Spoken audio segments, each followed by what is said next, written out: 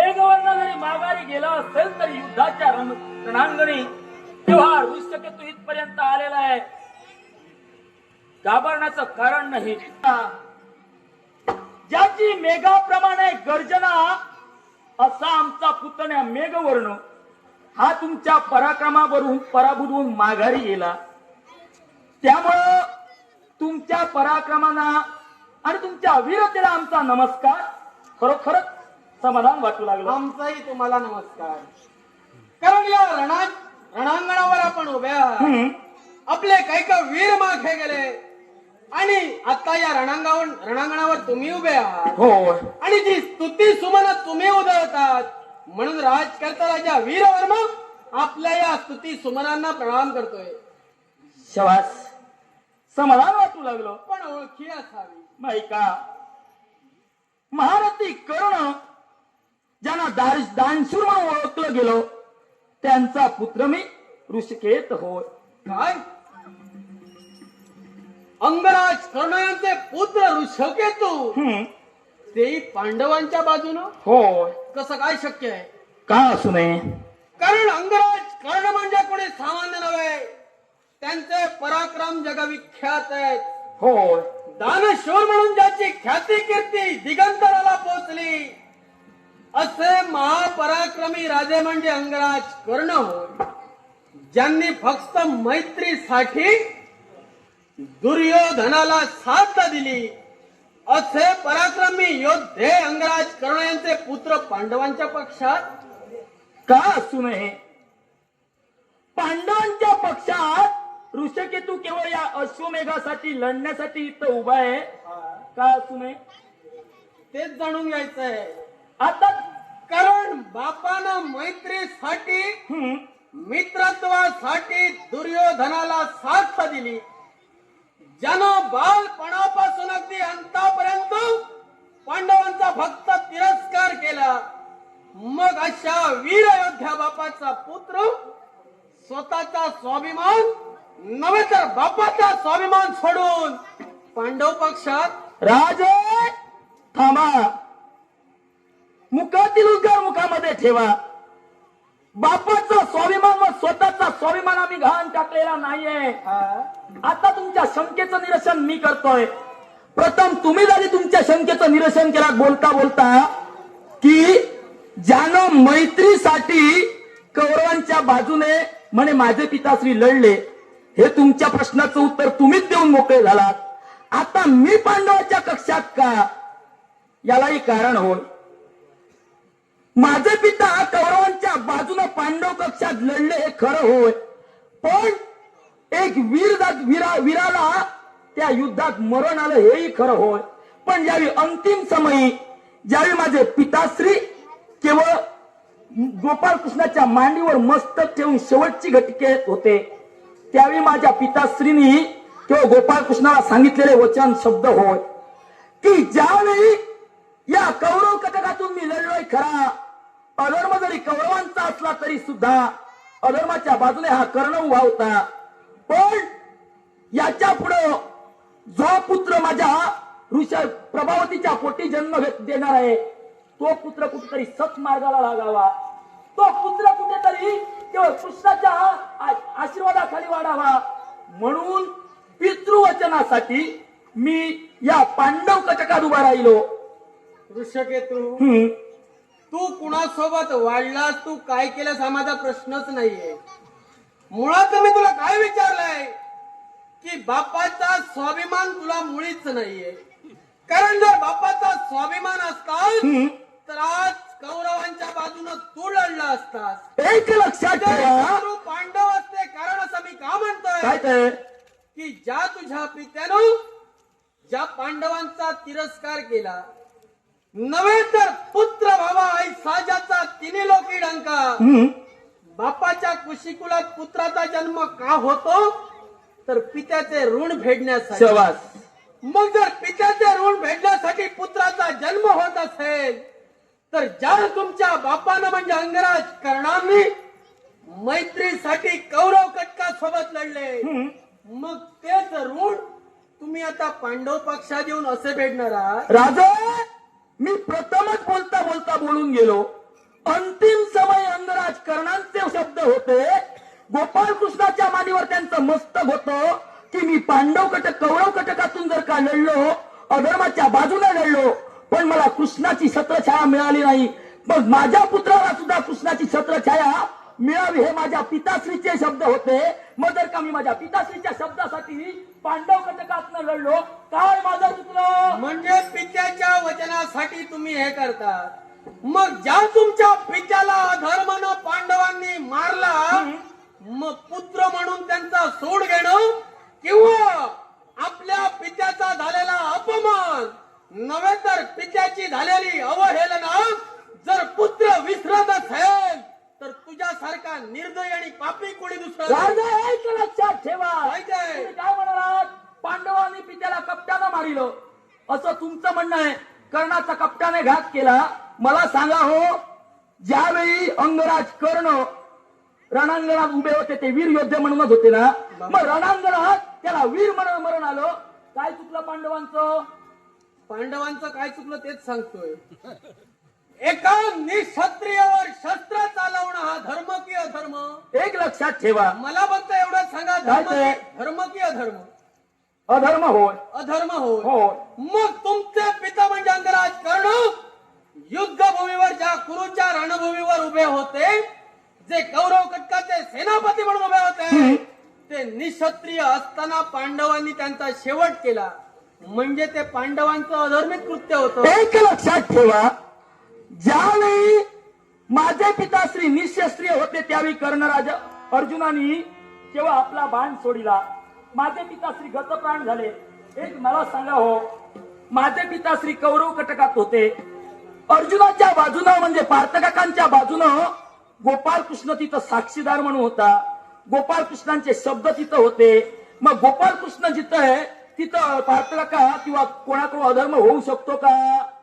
हेच तर मला समजावायचंय की आतापर्यंत पांडव फक्त गोपाळ कृष्णाची आज्ञा मानत आले आणि म्हणून हा अश्वमेध सुद्धा चालू आहे.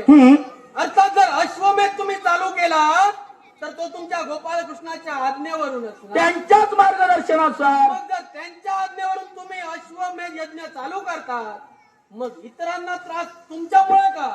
मला सांगा, क्षत्रिय धर्मात किंवा क्षत्रिय वर्णात अश्वमेध यज्ञ करणं हा त्यांचा धर्म नव्हे का? निश्चितच धर्म आहे. होय ना. हो. मग अश्वमेध यज्ञ केल्यानंतर तो वारू सोडला जातो. त्याचा एक नियम म्हणजे वारू जो कोण बंधन करील तिथं युद्ध हे होणारच आहे. युद्ध झाल्यानंतर बंधन करणारा जर का पराभूत झाला तर ते राज्य त्याचं होतं. निश्चित. मग मला सांगा, जर का आपल्या राज्याचा विस्तार जर का कुणाला वाढवायचा असेल तर तो जर का अश्वमेध यज्ञ करणं धर्म होय, तर अधर्म कसा काय? अधर्मच आहे तो. कसा तो? अश्वमेध का केला गेला? काय ते? का केला गेला? विजयासाठी. पृथ्वी दिग्विजयासाठी. म्हणजे तुम्हाला सत्ताधीश व्हायचंय. योग्य आहे? निश्चितच. कारण तो शास्त्रवंताचा धर्म आहे. अरे क्षत्रवंत जर का आपल्या राज्याचा विस्तार वाढवू शकतो, हा जर का धर्म आहे, तर अश्वमेध यज्ञ हा अधर्म कसा? म्हणजे सत्तेसाठी तुम्ही करताय तो धर्म. मग कौरवांनी फक्त सत्तेसाठीच केलं, तो धर्म कसा? मग मला आणि सांगा, त्यातल्या त्यात कौरवांनी फक्त पांडवांना छळलं. आता तुम्ही पूर्ण विश्वाला छळता. राजा म्हणजे कौरवांपेक्षा अधर्मी पांडव आहे. मग मला सांगा, तुमच्या मतानं जर का दुसऱ्याची नाहक हानी होते असं तुम्हाला म्हणायचंय, मग मला सांगा, पांडवांनी वारू सोडिला. निश्चित. पांडवांनी वारू सोडिल्यानंतर प्रत्येक राजकर्त्याने तो धरिला. त्यानुसार जर का वारू सोडल्यानंतर अश्वमेध यज्ञ सोडल्यानंतर तो बंधन केल्यानंतर युद्ध हे होणार हे प्रत्येक राजकर्त्याला माहीत होतं. मग जर का आपल्या राज्याची हानी होऊ नये, आपल्या राज्यातील कोणाला त्रास होऊ नये याची जर त्या राजकर्त्याला खबरदारी होती, त्याने अश्वबंधन करायचा नाही. त्याने केवळ पांडवांना साह्यासाठी उभं राहावं. तुम्ही पत्रिकेतील मजकूर खोडा. माझ्या कारभार खंडणी सहित मी योद्धा म्हणून तुमच्या कटकादी. का म्हणून? पत्रिकेत लिहिलेला मजकूर खोडा. मी तुम्हाला सहाय्य करेन. पत्रिकेत जर अश्वमेधासाठी तुम्हाला सहाय्य हवं असेल तर निश्चितच मग विनंती मला करा. सांगा, तुमच्या विनंतीला मान देऊन आम्ही येऊ, पण वीराला जर दूषण तुम्ही देत असाल तर त्याच वीराची विरक्ती जागृत होऊन तुमचा एक अश्वबंधन लक्षात ठेवा, काय ते? तुम्ही सांगाल खोडा म्हणून आम्ही खोडणारे नव्हे. म्हणजे कारण मग तुम्ही ऐका. सांगितलं चित्रण घेऊन शरण या. ऐका. शरण येणारे आम्ही नव्हे. याही प्रश्नाचं तुमच्या उत्तर देतोय. तुम्ही सांगितलं मजकूर खोडा.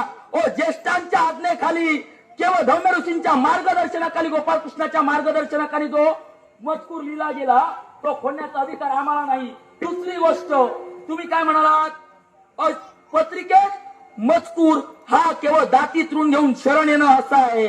मला सांगा, दातीतरून घेऊन शरण येणं म्हणजे काय हो? करबार खंडणी सहित आपलं सर्वस्व जो सत्ताधीश होणार आहे, जो यज्ञ कंकण हाती घेऊन अश्वमेधात बसलाय, त्याला शरण जाणं, आपलं सर्वस्व समर्पित करून नव्हेच तर एखादा मांडलिक बनण्यासारखंच आहे. याच्या पलीकडे अजून काही नाही. एक लक्षात ठेवा, हा. अश्वमेध यज्ञात दातीतरून घेऊन शरण येणं, यज्ञ म्हटल्यानंतर देवता तिथं देवतांचं वास्तव्य आलं.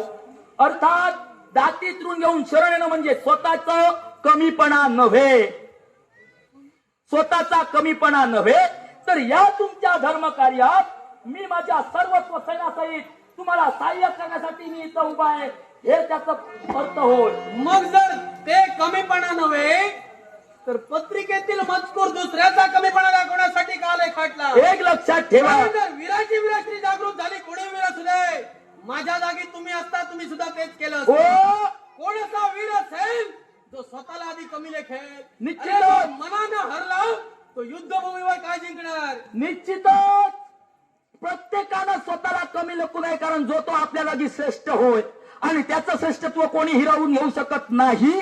पण मला सांगा, आम्ही मजकूर लिहिला, तुमची विरस्त्री जागृत झाली म्हणून जगासमोर आला, निश्चितच म्हणून आमच्या समोर आला. मग तुमच्या माझं बोलणं झालेलं तुमच्या नाही. अश्वबंधनानं आम्ही जगात समोर आलेलो नाही.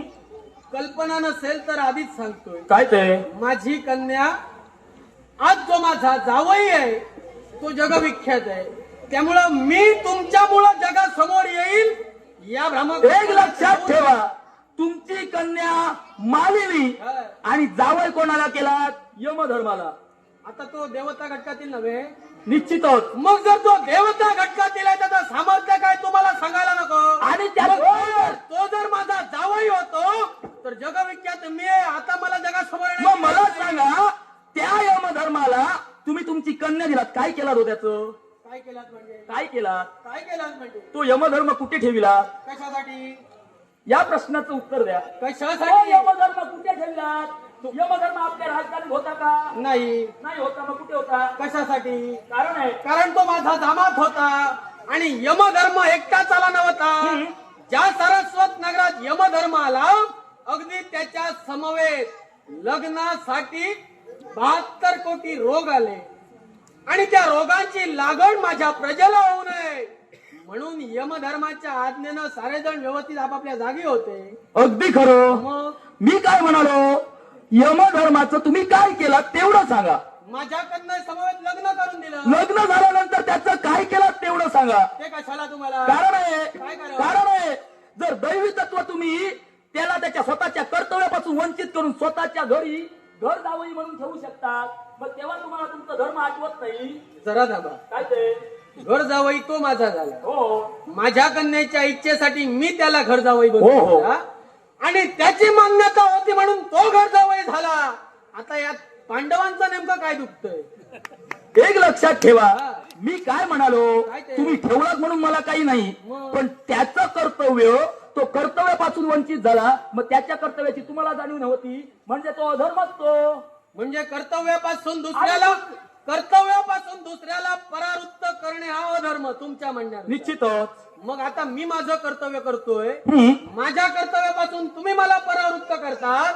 आता तुमचा धर्म की अधर्म? एक लक्षात ठेवा, अश्वबंधन तुम्ही केला, तुमचं कर्तव्य केलात, मग त्या अश्वबंधनाच्या रक्षणासाठी आम्ही इथं आलोय, आम्ही आमचं कर्तव्य करतोय. तुम्ही जरूर करा. आता मी का म्हणालो, तुम्ही म्हणालात पांडवांनी अधर्म केला, अश्वमेध यज्ञ हा अधर्माचा, हा हे तुमचे उद्गार. मी काय म्हणालो, अश्वमेध अधर्माचा नव्हे, अश्वमेध तुम्ही करताय तो अधर्मानं करता. तेच म्हणतोय. कारण मग स्वतः सम्राट होण्यासाठी जर दुसरे तुमच्या चरणापर्यंत यायला हवे, मग हा अधर्मच झाला. मग तुमच्यापेक्षा कितीतरी शतपटीनं ते कौरव श्रेष्ठ आहे. कारण त्यांनी फक्त सत्तेसाठी आपल्या बंधू तेढ निर्माण केलं. तुम्ही आता विश्वाला वेठीस धरता. एक लक्षात ठेवा, मी प्रथमच म्हणालो शास्त्र धर्म आहे, क्षत्रियाचं कर्तव्यच आहे स्वतःच्या राज्याचा विस्तार वाढवणं. तुम्हाला तो अधर्म वाटत असेल, पण माझ्या मनी तर तो अधर्म नव्हे. आणि राहिला दुसरी गोष्ट, तुम्ही काय म्हणालात, विरस्ती जागृत झाली. तुम्ही म्हणालात तुम्ही तुमचं कर्तव्य करता, निश्चित. तुम्ही तुमचं कर्तव्य कराल, पण मी माझं कर्तव्य करणार, अश्वमुक्त करून घेऊन जाणारच. आणि तो कोणत्या प्रकारे नेताय? प्रत्यक्ष वीरवर मला पाहायचंय. कारण ज्यानं स्वतःचे पराक्रम सिद्ध करण्यासाठी नव्हे तर स्वतःच्या इच्छेसाठी जो अश्वबंधन केलाय, त्याची मुक्तता सहजासहजी होणे नाही. मग तुम्ही सहजासहजी करू नका. ऋषकेतू म्हणजे कोणी सामान्य नव्हे. हा एक कर्णपुत्र आहे. सूर्याने ज्याला शास्त्रविद्या अभ्यास शिकविला, तो ऋषकेतू म्हणजे कोणी सामान्य नव्हे आणि रणांगणातून जाणारा नव्हे. अश्व घेऊन जाईनच जाईन, एवढं लक्षात मग ठेवा. एवढं जर शौर्य राजा वीरवर मला तुम्ही दाखवत असाल, तर हे जे तुमचं शौर्य आणून पाडण्यासाठी शौर्य मम दावणी, शौर्य मम दावणी, शौर्य मम दावणी, शौर्य मम दावणी,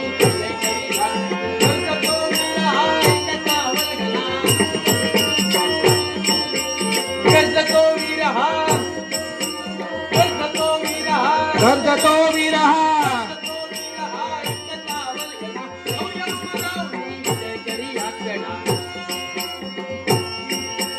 अतुल बल दे हात भय नसे या मना, अतुल बल दे हात, अतुल बल दे हात, अतुल बल दे हात भय नसे या मना. युद्ध समयात तू भोग यातना,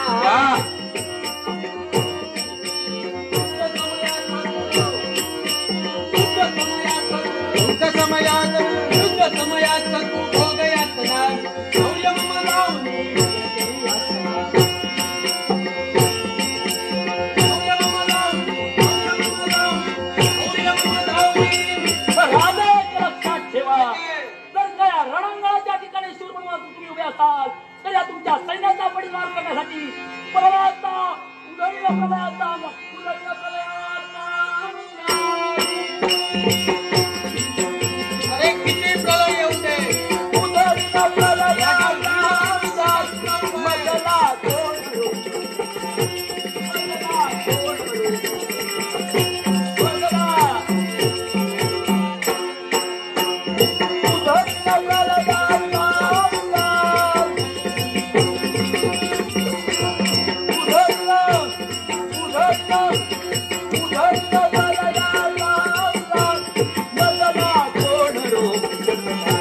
मजला कोण रोखू शकणार, मजला गवायाची सूड भावना, गवायाची उडवायाची, उडवायाची सूड भावना, उडवायाची सूड भावना, उगवायाची सूड भावना, उगवायाची सूड भावना.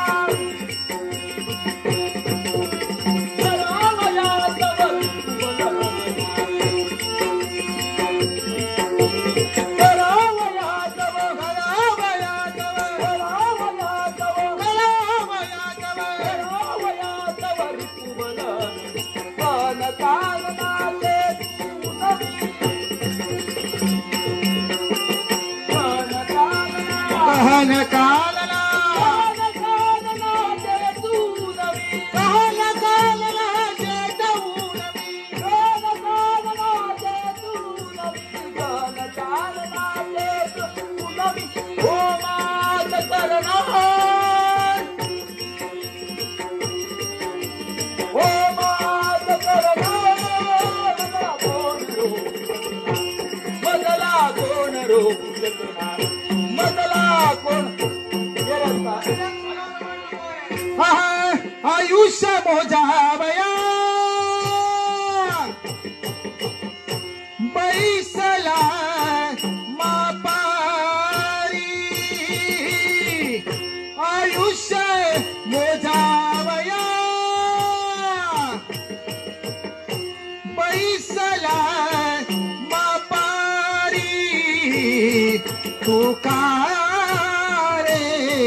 व्यवहारी कारे संसाराच्या तुकारे व्यवहारी कारे संसाराच्या आहा नेईल ओढोनी ठाऊक नसता नराहे दूषिता हरिविणा तू कारे व्यवहारी आहा